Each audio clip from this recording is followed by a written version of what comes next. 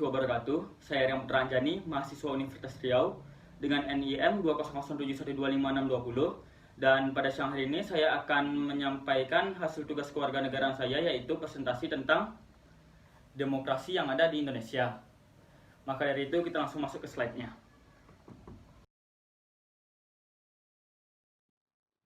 Baiklah, sebelum kita menjelaskan tentang demokrasi yang ada di Indonesia, alangkah baiknya kita harus tahu dulu apa itu arti demokrasi.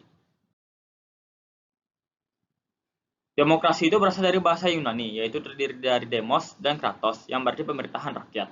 Umumnya, demokrasi merupakan sebuah bentuk pemerintahan yang seluruh rakyatnya memiliki kesejahteraan, hak dalam keputusan, dan dapat mengaruhi kehidupan warga negara. Seperti pada asasnya, demokrasi yaitu sesuatu yang berasal dari rakyat, oleh rakyat, dan untuk rakyat. Sejarah dan perkembangan demokrasi. Yang pertama itu pada era revolusi kemerdekaan pada tahun 45 sampai 50. Perkembangan demokrasi di Indonesia mulai berkembang pada saat Indonesia merdeka pada tahun 45. Pada kali itu, Presiden Soekarno mengaplikasikan demokrasi pada negara Islam, bukan aturan-aturan negara Islam, karena Indonesia terdapat masyarakat yang mempunyai macam-macam ideologi dalam pemerintahan. Meskipun demokrasi sudah diterapkan di Indonesia, namun arti dari demokrasi itu sendiri baru diterapkan untuk dua hal, yakni politik dan juga pers. Setelah itu yang kedua, era demokrasi parlementer pada tahun 50 sampai 59. Era dari revolusi kemerdekaan berkembang selanjutnya pada era demokrasi parlementer. Dalam ini sudah muncul beberapa perbaikan dan tambahan dalam demokrasi yang dimiliki oleh Indonesia. Meskipun ada beberapa kelemahan dalam sistem parlementer tersebut, namun sistem ini dapat memberikan kelebihan dari sistem parlementer yang juga berguna untuk rakyat. Perkembangan demokrasi pada era ini ditandai dengan adanya UUDS yang berperan sebagai landasan konstitusional.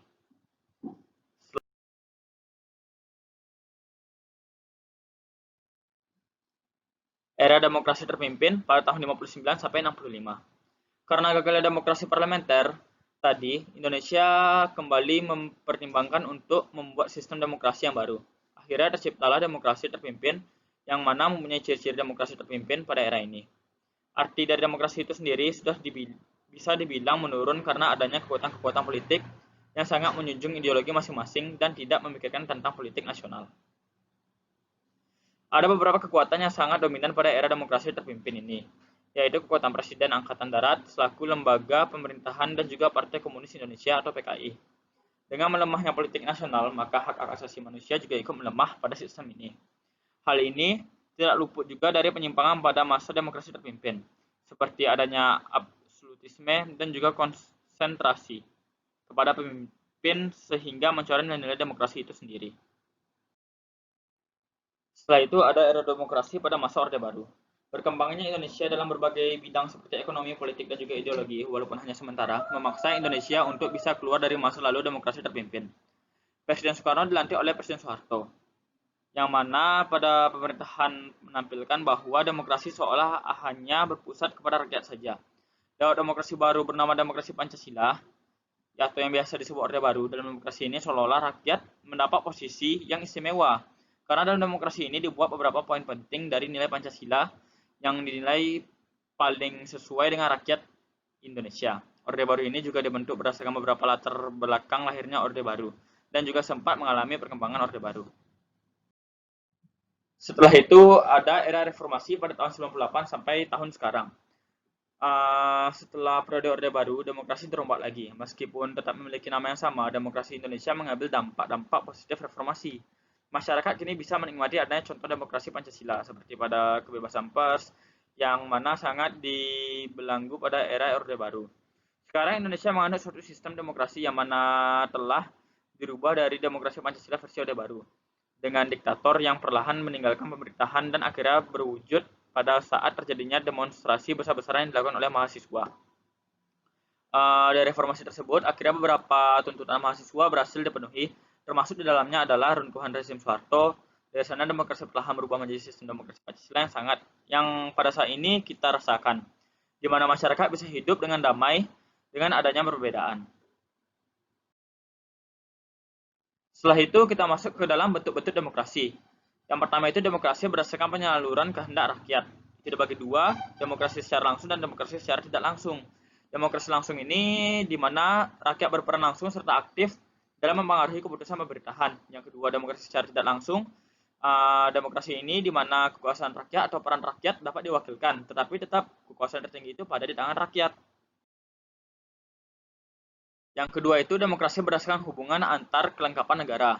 Itu terbagi empat. Yang pertama demokrasi perwakilan dengan sistem referendum yang memungkinkan rakyat untuk dapat menyalurkan kehendak secara langsung dalam memilih perwakilan. Yang kedua itu demokrasi perwakilan dengan sistem parlementer yang dapat dilakukan karena eksklusif memiliki hubungan yang erat dengan badan legislatif dalam menjalankan roda pemerintahan di negara demokrasi tersebut. Setelah itu, yang ketiga itu demokrasi perwakilan dengan sistem pemisahan kekuasaan yang memiliki peran penting tidak harus berbeda di kedudukan yang sama dengan badan legislatif. Sistem demokrasi terpisah membuat kedua badan pemerintah tersebut bisa bekerja tidak harus secara langsung. Yang keempat, demokrasi perwakilan dengan sistem referendum dan inisiatif rakyat. Pada demokrasi perwakilan yang terakhir ini adalah dengan sistem referendum dan inisiatif rakyat. Secara singkat, sistem ini adalah gabungan dari demokrasi perwakilan dan demokrasi secara langsung. Setelah itu ada demokrasi berdasarkan prinsip ideologi. Demokrasi liberal berdasarkan yang pertama itu ada demokrasi liberal. Demokrasi ini mengendapkan ideologi atas kebebasan individu setiap warga negaranya. Yang kedua itu ada demokrasi rakyat, ya di mana demokrasi ini dapat dikatakan sebagai demokrasi yang lebih mengedepankan kepentingan negara dibandingkan individu. Tidak boleh mengedepankan kepentingan individu yang dapat menghambat kedaulatan negara. Dan yang terakhir, demokrasi Pancasila, sistem demokrasi yang dilakukan berdasarkan nilai-nilai luhur dan terkandung di dalam sila-sila Pancasila.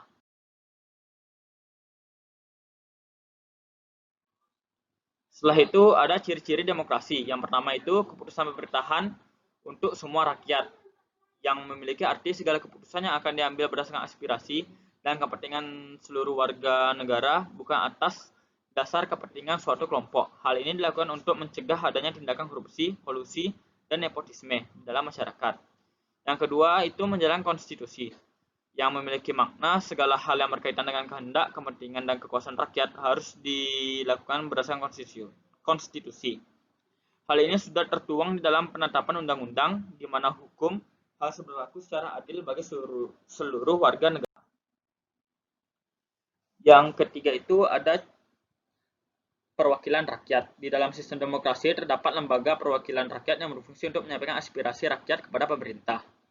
Di Indonesia sendiri, lembaga ini dinamakan Dewan Perwakilan Rakyat atau yang biasa disebut DPR, yang dipilih melalui pemilihan umum dan kekuasaan dan kedaulatan rakyat yang diwakilkan oleh anggota dewan terpilih. Yang keempat, adanya sistem kepartaian.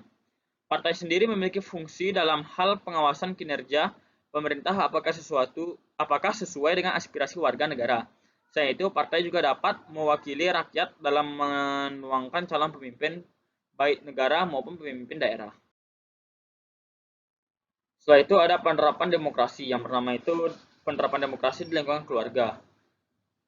Seperti berlaku adil terhadap seluruh anggota keluarga. Berlaku adil ini tanpa pilih kasih dan disesuaikan dengan kebutuhan masing-masing keluarga. Misalnya perhatian kepada bayi tentu saja lebih besar daripada perhatian kita kepada anak yang sudah usia sekolah. Yang kedua, mengerjakan tugas di rumah sesuai dengan perannya masing-masing di keluarga.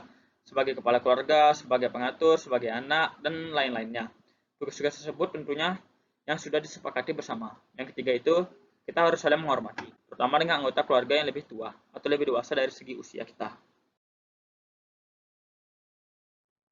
Setelah itu, penerapan demokrasi di lingkungan sekolah, seperti pemilihan organisasi sekolah, yang biasanya itu seperti pemilihan OSIS, MPK, kalau di kelas itu seperti ketua kelas, sekretaris, bendahara, yang dilakukan secara musyawarah. Yang kedua itu pembagian tugas piket di kelas atau di organisasi. Dan yang terakhir itu hubungan yang lancar antara orang tua, wali siswa, siswa, guru, dan seluruh warga sekolah.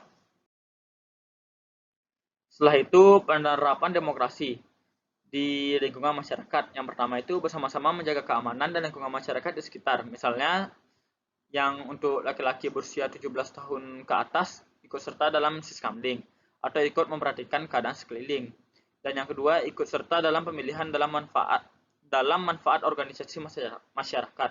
Misalnya untuk ikut serta dalam pemilihan ketua RT dan ketua RW. Dan yang ketiga, berusaha mengatasi masalah yang terjadi di lingkungan masyarakat dengan pikiran jernih dan musyawarah. Misalnya masalah batas tanah dan lain-lainnya.